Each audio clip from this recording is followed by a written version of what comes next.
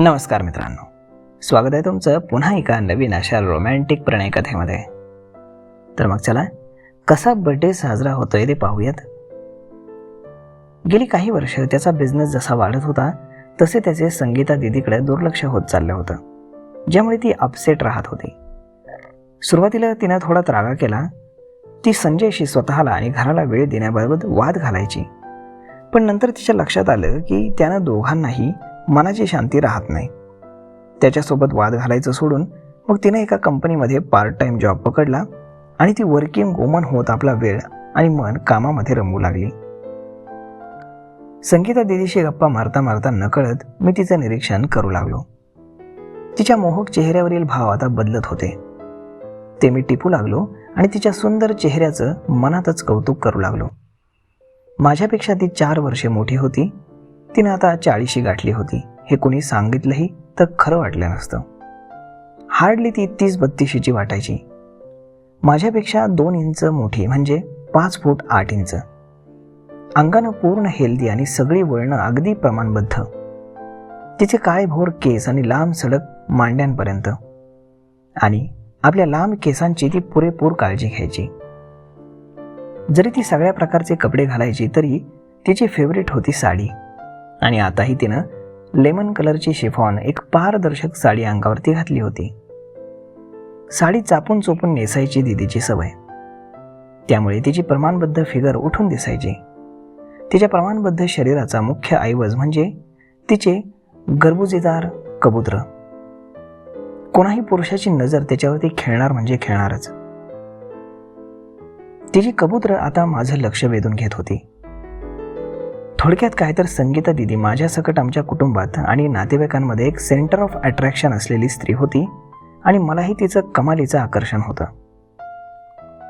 मी तिचं गुपचूप निरीक्षण करतो हे तिच्या लक्षात आलं तसं मी विषय बदलत तिला म्हणालो, घर कसं रिकामं रिकामं वाटतंय ना?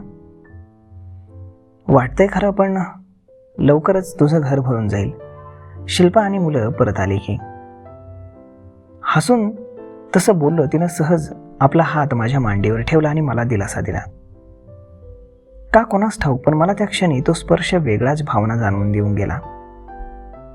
एकमेकांच्या आम्ही जवळ बसलेलो असताना असे एकमेकांना स्पर्श करणं काही नवीन नाही. इनफॅक्ट एकमेकांना कुशीत घेणं, खांद्यावर हात टाकून वगैरे बसणं आमच्यात नेहमी चालायचं. पण तशा स्पर्शानं आधी कधी वेगळेपण जाणवत नसे, पण हल्ली हल्ली मला त्या स्पर्शामध्ये एक वेगळेपण जाणवायला लागलं. मनातले ते विचार मी झटकायचा प्रयत्न केला. मी पण कधीची वाट पाहतोय ती सगळी घरी यायची, असं मी तिला म्हणालो. खास करून शिल्पाची. मी तिला खूप मिस करतोय. बाकी ठीक. ऑफकोर्स, शेवटी ती तुझी बायको आहे आणि तू एकदम केअरिंग नवरा आहेस, ज्याला बायकोची किंमत चांगलीच कळते.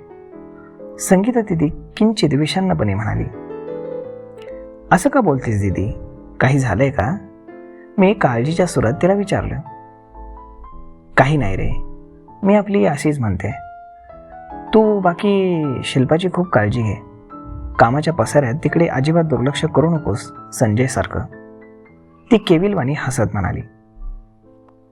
माझ्या लक्षात आलं की तिनं मुद्दाम संजयचा उल्लेख करत मला तसं सांगितलं होतं, आणि आता त्याच्याबद्दल तिला मनातलं किलमिश दूर करायची गरज भासली. तेव्हा मी संजयची बाजू घेऊन तिला म्हणालो, असं बोलू नको संजयबद्दल. तो मेहनत करतो, खास्ता खातो तुमच्यासाठी. खास्ता खातो? संगीता दीदीनं माझ्या त्या शब्दाची खिल्ली उडवत म्हटलं. त्याला त्याच्या बिझनेसशिवाय दुसरी कुठलीही गोष्ट महत्त्वाची वाटत नाही. शक्य झालं असतं तर त्यानं त्याच्या ऑफिसमध्ये बेडरूम बनवून तो तिथेच राहिला असता. त्याला माझी किंमत नाही. नको असं बोलू दीदी. असं काही बोलून तू स्वतःला त्रास करून घेतेस. मी तिच्या खांद्यावरती हात टाकत तिला कवेत घेत म्हणालो, बरोबर बोलतोयस तू. अशानं मलाच त्रास होतो. म्हणून मी हल्ली विचारच करत नाही. फक्त माझा आणि माझ्या सुखाचा विचार करते. असं बोलून तिने स्वतःला सावरलं आणि प्रसन्न पुढे हसून पुढे म्हणाली, अरे मी विसरूनच गेले की मी इथे का आली येते.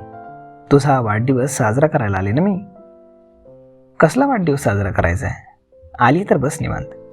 थांब, मी चहा नाही तर कॉफी घेऊन येतो आपल्या दोघांना. असं बोलून मी उठू लागलो तर तिनं मला खेचत खाली बसवत म्हटलं, बघितलंस, आता तू बायको व्हायला लागलास. अरे मी इथे बाई असताना तू बायकांची कामं का करतोयस? तू पुरुषांची कामं कर, मला बाईचं काम करू दे. हॅलो, मला येतं छान चहा आणि कॉफी बनवता. तू बघच माझ्या हातचा चहा पिऊन. मी फुशारक्या मारत तिला म्हणालो तसं ती हसत मला म्हणाली, अरे मी इतक्या सकाळी तुझा बर्थडे सेलिब्रेट करायला आले की तुझ्या हातचा चहा प्यायला. असं म्हणत तिनं आपल्या आवाजाचा टोन पटकन बदलला आणि चावटपणे पुढे हसत म्हणाली, अरे मी इतक्या सकाळी तुझा बर्थडे सेलिब्रेट करायला आले की तुझ्या हातचा चहा प्यायला होय. असं म्हणत तिनं आपल्या आवाजाचा टोन पटकन बदलला आणि चावटपणे हसत पुढे म्हणाली, मी इथे आले तुझ्या वाढदिवसाचं प्रेझेंट म्हणजे छानसा नाश्ता तुला सर्व करायला. हो माहिती आहे, त्या पॅकेटबद्दल बोलतेस ना तू? गरम करून खाऊयात ना आपण ते. मी अगदी भोळसटपणे तिला म्हणालो तशी ती पुन्हा चावटपणे हसून माझ्या मांडीला हलकेच चिमटा काढत म्हणाली, त्या संजूसारखा ना तू सुद्धा बुद्धू आहेस. तुला तुझ्या नजरेसमोर हा फ्रेश आणि हॉट ब्रेकफास्ट दिसत नाही का? तिच्या बोलण्यानं मी अवाक झालो आणि आश्चर्यानं तिच्याकडे पाहायला लागलो. ती कशाबद्दल बोलते हे न कळणे इतका मी बुद्धू नक्कीच नव्हतो. अचानक माझ्या डोळ्यासमोर काही जुन्या आठवणी तरळून गेल्या. लग्नाआधी मलाही संगीता दिदीबद्दल चांगलंच आकर्षण होतं. त्या भरात मी अनेक करामती करून तिच्या मादक आणि सेक्सी अंगाचं नेत्रसुख आणि स्पर्शसुख घेतलं होतं ते मला आठवत होतं.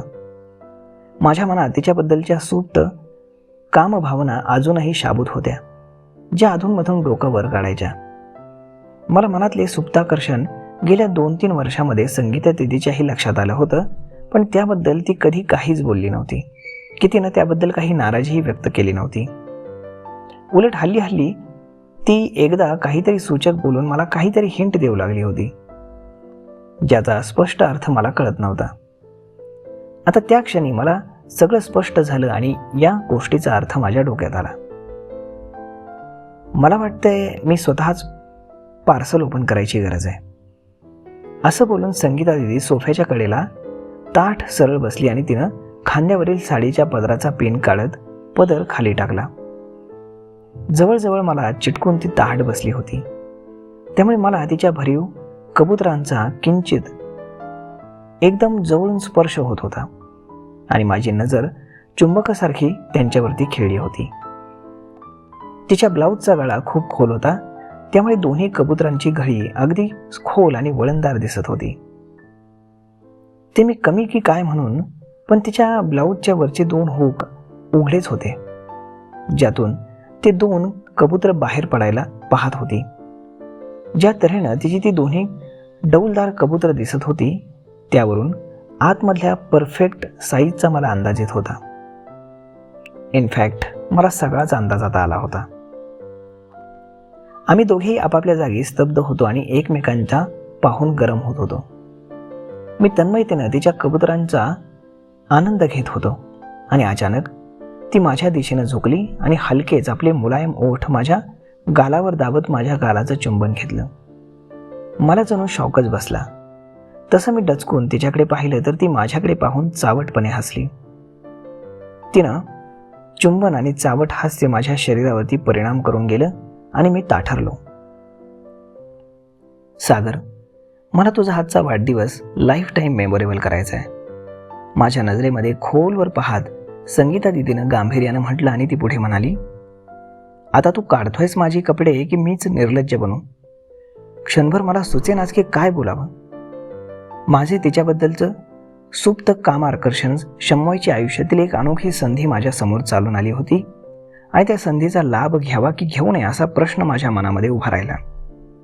पुढच्याच क्षणी तो प्रश्न मी सोडवला आणि हालचाल केली. माझे हात आपसूक वर आले आणि मी तिच्या ब्लाऊजचे राहिलेले हुक खोलायला लागलो. माझ्या हालचालीनं संगीता दिदीनं एक सुटकेचा निश्वास सोडला आणि मी काही करेल की नाही हा प्रश्नच नव्हता.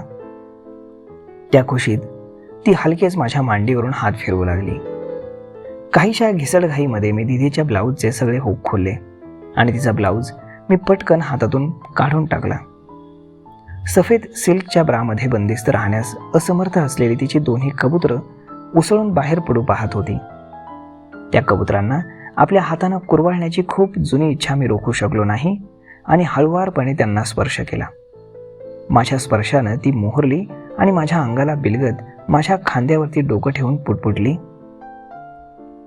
आजचा दिवस मला शिल्पा समजून माझा उपभोग घे आणि मला भरपूर सुख दे. तिनं ते बोलायची खोटी आणि माझ्यातली जंगली श्वापत जागं झालं. माझा दुसरा हात आता तिच्या मानेमागे गेला आणि मी तिचं तोंड माझ्या तोंडावर दाबत तिचं चुंबन घ्यायला लागलो आणि खाली दुसऱ्या हातानं मी आळीपाळीनं दोन्ही कबूतर चुरगळायला लागलो. बंद ओठांचे काही काळ चुंबन घेऊन झाल्यावरती आधी आम्ही आमचे ओठ विलग केले आणि मग आम्ही एकमेकांची जीभ चोखायला लागलो आणि मग आम्हाला कळलंच नाही. त्या बसल्या पोझिशनमध्ये एकमेकांना सुख देणं आणि घेणं अवघडल्यासारखं होत होतं. तेव्हा मी तिला धरून खाली कार्पेटवर पाडलं. मी पाठीवर पडून तिला माझ्या अंगावर घेतलं आणि तिला आलिंगन देत राहिलो आणि पुन्हा पुन्हा चुंबन घेऊ लागलो. एकमेकांना करकचवून मिठीमध्ये आवळत आम्ही खाली कार्पेटवरती लोळायला लागलो आणि त्या भरामध्ये मी कशी बशी तिची साडी ओढून फेकून दिली, ज्यानं तिला अजूनच सुटसुटीत वाटायला लागलं. माझ्या अंगावरती ती झपटे मारू लागली. संगीता दिदीची दोन्ही कबूतर माझ्या छातीवरती चिरडली जात होती आणि खाली तिची मैना माझ्या पोपटावरती घासली जात होती. कधी ती वर तर कधी खाली, कधी मी वर तर मी कधी खाली. आम्ही एकमेकांच्या अंगावरती आता झटपटायला लागलो होतो, ज्यात आमच्या राघू आणि मैना आणि कबुतरांचं मात्र मरण व्हायला लागलं होतं.